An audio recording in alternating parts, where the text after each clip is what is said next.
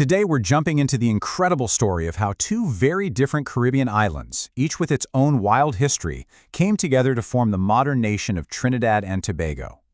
It's a really great question, isn't it? I mean, for centuries, one island was basically a forgotten Spanish backwater, while the other was a colonial hot potato getting passed between empires constantly. So how on earth did they end up together? Let's dig in. All right, here's how we're going to break it down. We'll start way back with the first peoples, then jump into the chaotic colonial era and see how a new society was built. After that, we'll look at the impact of oil and politics, and finally, the road to becoming an independent nation.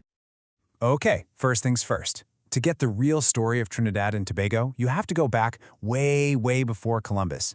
The history of these islands didn't start with European ships. It started thousands of years earlier, with people arriving from South America.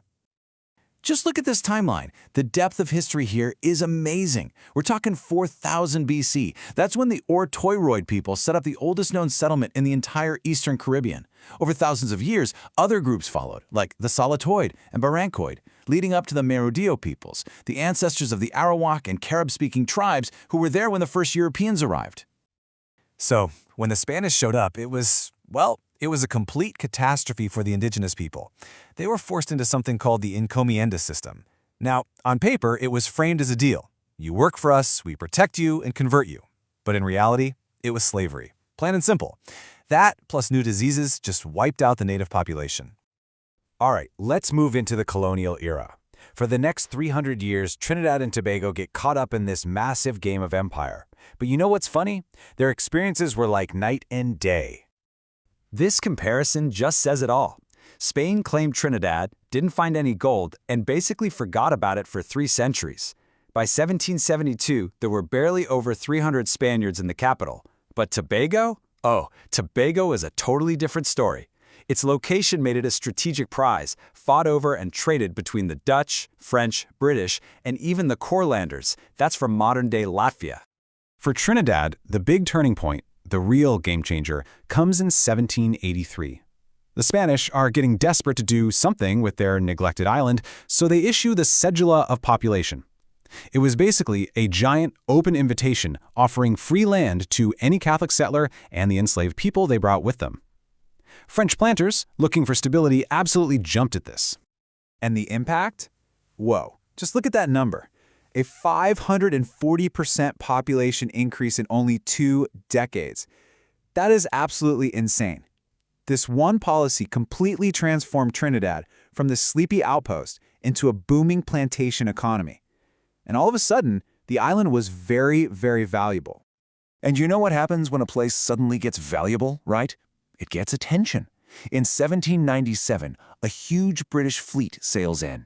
The Spanish governor takes one look, sees he's completely outgunned, and just hands over the keys. Not a single shot was fired. Just like that, Trinidad was British. So with the British now in charge of both islands, we enter a period of massive social change. We're talking about the end of slavery and whole new waves of people arriving from around the world, completely reshaping the island's identity. In 1833, slavery is officially abolished across the British Empire.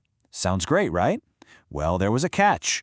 They tacked on this apprenticeship system, which was really just another way to force the formerly enslaved to keep working on plantations for 6 more years. But the people, they weren't having it. So imagine this scene. It's August 1st, 1834. The governor tries to make his announcement, but he's completely drowned out. A huge crowd is chanting in French patois, Pas du 600, point du 600. Not 6 years, no 6 years. It was this powerful, peaceful act of defiance, and you know what? It worked. Full freedom was granted in 1838, 2 years early. So, with emancipation, the plantation owners had a big problem, a massive labor shortage. Their solution was a new system, indentureship. Over the next 8 decades, they brought in around 145,000 people from India and some from China as well to work the fields. Many were offered land to stay when their contracts were up, and they chose to make Trinidad their home. And this is the direct result of that history. You can draw a straight line from the eras of slavery and indentureship to the nation you see today. The descendants of enslaved Africans and indentured Indians are the 2 largest communities, creating this incredibly unique and vibrant cultural mix. Now, by the late 1800s, Tobago's sugar economy had pretty much collapsed. So Britain, always looking at the bottom line, made a purely practical decision. In 1889, they just administratively stitched the two islands together into one colony, run from the much wealthier Trinidad. Okay, let's fast forward to the 20th century. This is where two things are about to change everything: the discovery of black gold under the ground and a rising demand for political power above it. The new engine of the economy was oil. Now, they've known it was there for a while, but it's in the early 1900s that production really takes off. And just like that, the economy pivots from sugar to oil, making the colony incredibly important on the world stage, especially during the World Wars. While all this is happening, the people are starting to demand a real voice in how they're governed. You get some baby steps, like very limited elections in 1925. But the real earthquake hits in 1937 with the labor riots. A charismatic leader named T.U.B. Butler spearheaded these massive protests, and that lit the fuse for the modern trade union movement.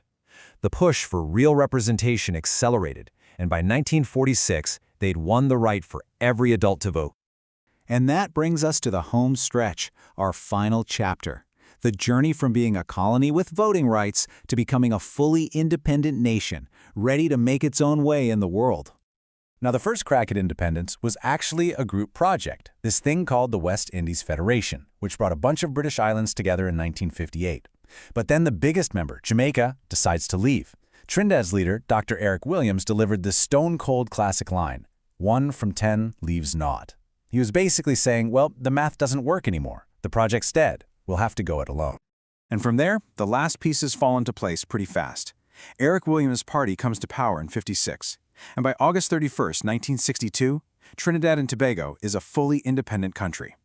Now, it wasn't always a smooth ride. The Black Power Revolution in 1970 seriously challenged the new order, but the final step came in 1976 when the nation became a republic, officially cutting the last colonial tie. So there you have it. You take two islands, stir in thousands of years of indigenous history, centuries of colonial conflict, and massive waves of migration from Africa and India. You let it simmer in a shared struggle for freedom, and what you get is the unique, complex nation of Trinidad and Tobago. So the question is, after being shaped by all these powerful forces, what will its next chapter be? Hey, if you enjoyed this quick history, you should definitely check out our quick Country Histories playlist. We've got a whole bunch more just like it.